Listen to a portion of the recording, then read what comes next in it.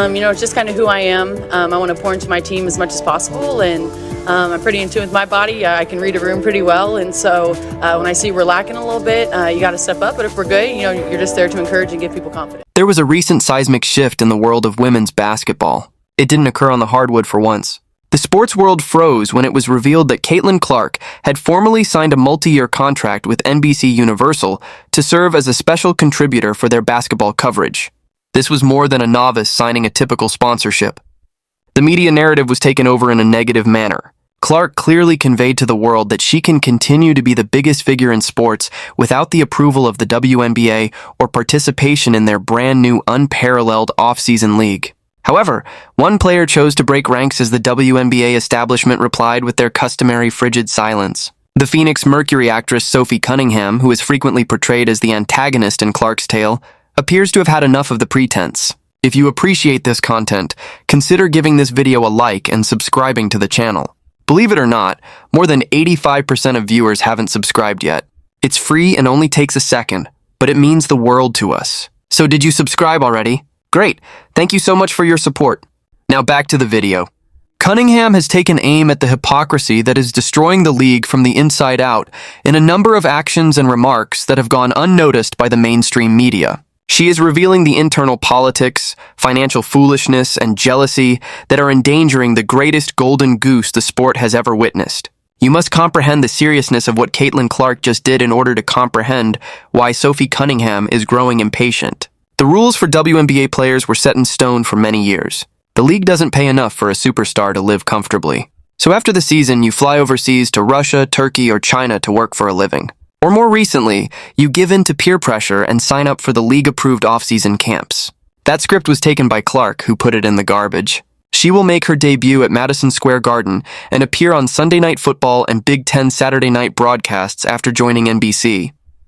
However, she won't be sweating over a loose ball while wearing a jersey. She will be seated near to celebrities like Carmelo Anthony and Vince Carter while wearing a blazer. No female basketball player has ever attained this degree of mainstream inclusion so early in her career. She is presenting herself as a peer to the biggest male sportsman in the world, in addition to being a WNBA player. Additionally, the WNBA league office's silence says a lot. They are aware that they are losing control over her. Sophie Cunningham is responding precisely to that fearful quiet. The intrigue surrounding the new unparalleled league serves as the setting for this eruption. Breanna Stewart and Nafi Sakalir, two huge stars and high-ranking officials in the WNBA Players Association, formed this three-on-three competition. They reportedly offered Clark over $1 million in league shares and a contract structure akin to Lionel Messi's Miami contract as part of their relentless. There was a great deal of pressure behind the scenes. There was a narrative that claimed Clark wasn't supporting the sisterhood if she didn't join. It was anticipated that she would leverage her notoriety to increase their league. The old guard groups became extremely resentful when Clark declined and went with NBC instead. They saw it as a betrayal. However, the plot takes a turn at this point. Having been around the block, Sophie Cunningham recognizes the scenario as a wise business decision. Cunningham is aware of a possible conflict of interest in the unparalleled league. A strange, unpleasant power dynamic is created when active players run a league and coerce additional players to join. Clark demonstrated that she cannot be bought or intimidated by defying that demand. For the past year, the media has attempted to create a blood feud between Caitlyn Clark and Sophie Cunningham. In an attempt to portray Cunningham as the enforcer dispatched to humiliate the rookie, they replay the recordings of physical altercations. The trash language and the hard screens. Indeed, Sophie is a tough physical player. Her brand is that off the court, though. Sophie is among the league's most astute businesswomen. Cunningham was the one that remained honest while other veterans were busy disparaging podcasts or saying Clark wasn't that talented. Cunningham publicly acknowledged during the charter flight controversy that Caitlyn Clark was the only reason they were no longer operating commercial flights. She disproved the idea that the league was expanding naturally. Where credit was due, she gave it. The league that is content to accept the money Clark makes but won't treat her with the respect she deserves appears to be the source of her latest displeasure. Cunningham is effectively asking, "Are you guys serious?" As he surveys the dressing rooms, she sees the new TV deals, the sold-out venues, and the chartered flights, and she knows exactly who wrote the check. Cunningham's response to the NBC news is crucial because of this. Her hatred is what the media wants her to be. They want to hear her state that Clark doesn't deserve the NBC job, but Cunningham won't give it to them. Rather, the system and the critics are the targets of her outburst. She is aware that all boats are lifted by rising tides. When the season begins, more people will watch the WNBA if Caitlyn Clark becomes a huge media figure on NBC. Cunningham is revealing the short-sightedness of the resentful players. She seems to be saying, "Let her get the bag because that bag eventually helps us too." The veterans typically maintain a code of silence which is broken by this even when they are incorrect.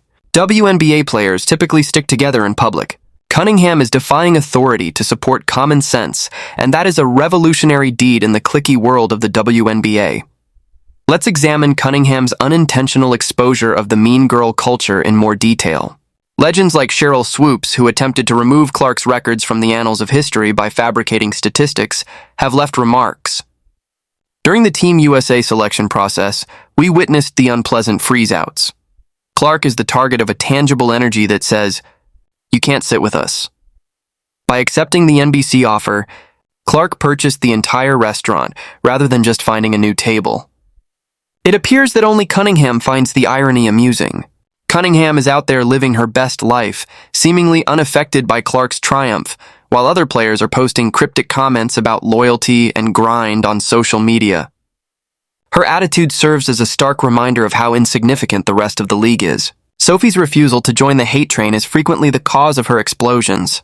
She discusses the game. She discusses business.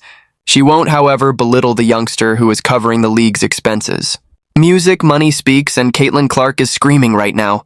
Since this is what really fuels the jealousy Cunningham is pointing out, we must discuss the numbers. In the WNBA, the highest compensation is approximately $250,000.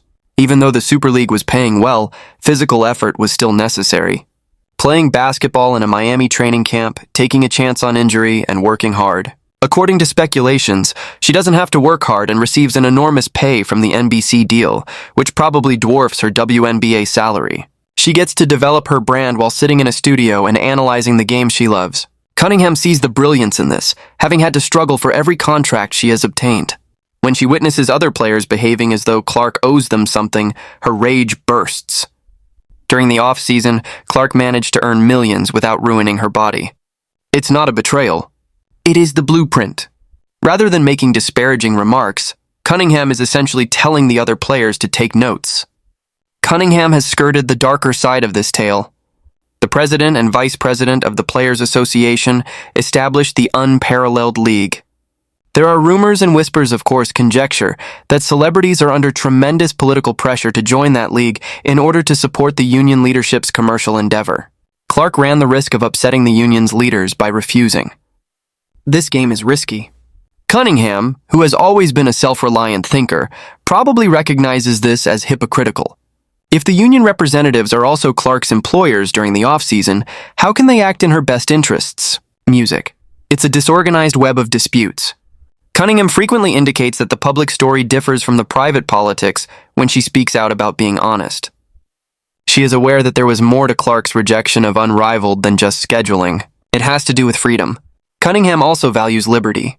The league's separate locker rooms have been the subject of rumors and sources all year. There are the traditionalists who believe the game was okay prior to her arrival, and the Clark loyalists who are primarily younger players or business-savvy veterans who see the vision. Sophie Cunningham is in a special position. She has served in the military. She belongs to the established order and is tough. She won't be blind, though. Music. The echo chamber in the locker room is disrupted by her explosion. She aggressively undermines the tactics of those who wish to see Clark fail when she conducts interviews and declines to incite racial or generational conflict. She's demonstrating that you don't have to be a bitter hater off the court to be a tough competitor on it. Cunningham has repeatedly violated our obligation to hold the media responsible.